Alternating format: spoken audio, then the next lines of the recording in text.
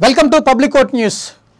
తెలంగాణ రాష్ట్రంలో కాంగ్రెస్ పార్టీ అధికారంలోకి వచ్చిన వెంటనే ప్రస్తుత అంటే ఆర్థిక వ్యవస్థ పైన కావచ్చు పరిపాలన చేస్తున్న సందర్భంలోనే తెలంగాణ గత ప్రభుత్వం ఏవైతే పథకాలు చేపట్టిందో ఏవైతే మరి అమలు చేసిందో వాటన్నింటిపైన శ్వేతపత్రం విడుదల చేసి ప్రజలకు ఒక సమాచారాన్ని ఇవ్వడం జరిగింది.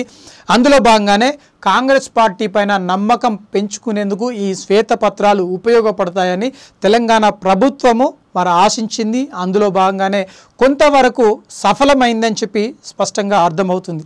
అయితే ఈ శ్వేతపత్రం విడుదల కార్యక్రమానికి సంబంధించి కూడా ఏపీలో మరి ఇది కొనసాగుతుంది. ఇప్పుడే మరి అంటే తాజాగా మనం చూడొచ్చు, ఏపీలో ప్రభుత్వం మారింది. గతంలో వైఎస్ఆర్ కాంగ్రెస్ పార్టీ ప్రభుత్వంలో ఉంటే ఇప్పుడు టీడీపీ చంద్రబాబు నాయుడు అధికారం చేపట్టడం జరిగింది. అందులో భాగంగానే రోజుకు 18 నుండి 20 గంటలు పనిచేసేందుకు నేను సిద్ధంగా ఉన్నాను, ఇటు అధికారులు లేదంటే ఉద్యోగులందరూ కూడా సిద్ధంగా ఉండాలని చెప్పి ఆయన ఇప్పటికే ఒక సూచన ఇవ్వడం జరిగింది. అందులో భాగంగా ప్రతిరోజు మరి సచివాలయానికి వస్తున్నారు మంత్రులు, మరి డిప్యూటీ మంత్రులు, ముఖ్య నాయకులు అందరూ కూడా ఇక్కడికి వచ్చి చర్చిస్తున్నారు. మరొక వైపు ఏ రోజుకు ఆ రోజు సమీక్ష సమావేశాలు నిర్వహిస్తున్నారు. అయితే ఇదిలా ఉంటే పోలవరం ప్రాజెక్టుకు సంబంధించి ఏపీకి ఒక గుండకాయ, ఈ గుండకాయను పూర్తి స్థాయిలో నిర్మించాలని ఆనాటి అంటే మరి ఆంధ్రప్రదేశ్ ఏర్పడిన తర్వాత ఆనాటి ముఖ్యమంత్రి చంద్రబాబు నిర్ణయించడం జరిగింది. అందులో భాగంగానే కోట్ల రూపాయలు వెచ్చించి దాన్ని నిర్మించారు. ఆ తర్వాత వైఎస్ఆర్ కాంగ్రెస్ పార్టీ అధికారం చేపట్టిన తర్వాత పోలవరం పూర్తి పనులు సాగలేదు, కుంటుపడిపోయినాయి. అయితే ఇప్పుడున్న పరిస్థితిలో పోలవరం నిర్మాణంకి సంబంధించి పూర్తి స్థాయిలో నిర్మాణం చేపట్టాలి, ప్రజలకు సంబంధించి పూర్తి స్థాయిలో దాని ద్వారా అవసరాలు తీర్చాలని నిర్ణయించుకున్నట్లు మరి చంద్రబాబు ఏపీ ముఖ్యమంత్రి చంద్రబాబు స్పష్టంగా వివరించడం జరిగింది.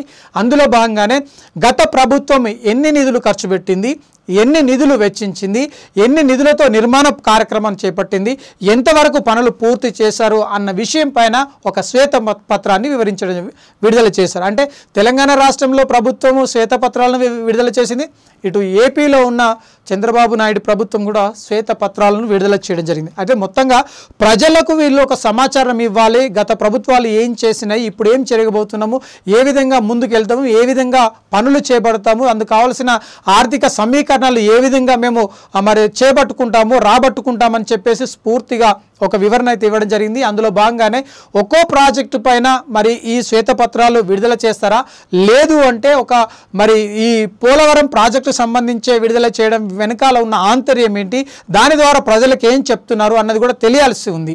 మొత్తం కదా ఏపీకి సంబంధించి పోలవరాన్ని ఈ ఏడాదిలో అంటే ఈ 5 ఏళ్ల కాలంలో ఖచ్చితంగా పూర్తి చేసి ప్రజలకు అందుబాటులో వచ్చే విధంగా చర్యలు చేపట్టినట్టు స్పష్టంగా చంద్రబాబు మరి ఒక సూచన అయితే ఇవ్వడం జరిగింది. అందులో భాగంగానే రాజధాని నిర్మాణం కోసం కావచ్చు, పోలవరం నిర్మాణం కోసం కావచ్చు, లేదంటే రాష్ట్ర అభివృద్ధి కోసం కావచ్చు, కావాల్సిన నిధులను కేంద్ర ప్రభుత్వం నుండి సమీకరించుకోవడానికి లేదంటే పోలవరానికి మరి కేంద్రం నుండి ఒక హోదా తీసుకొచ్చేందుకు అవకాశం ఉంది. కాబట్టి ఈ నేపథ్యంలోనే శ్వేతపత్రం విడుదల చేసి ప్రజలకు ఒక సమాచారాన్ని ఇవ్వడం జరిగింది.